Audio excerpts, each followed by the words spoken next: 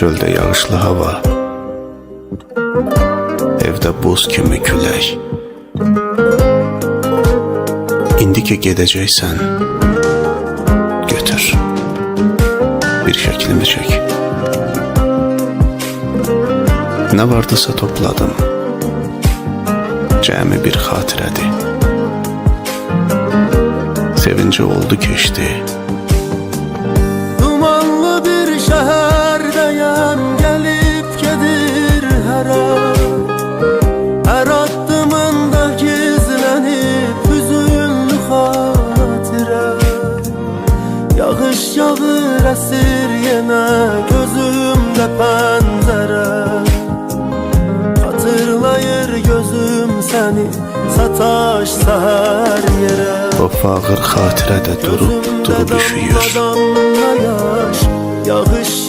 Ürəyimin başında boyun vurub Qayıt məni sıxır üşüyür. Deməyə söz də yoxdur, yavaş yavaş dindirəsən sükutu. Sənin üçün küçələri yağış nə gözəl yudu. Qayıt qayıt yaram dərindir, qayıt qayıt məni sevindir. Qayıt qayıt bu eşqə xatir.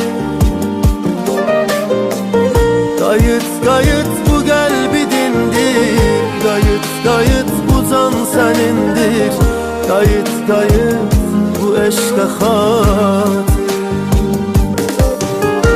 Bir filmdə olanlar,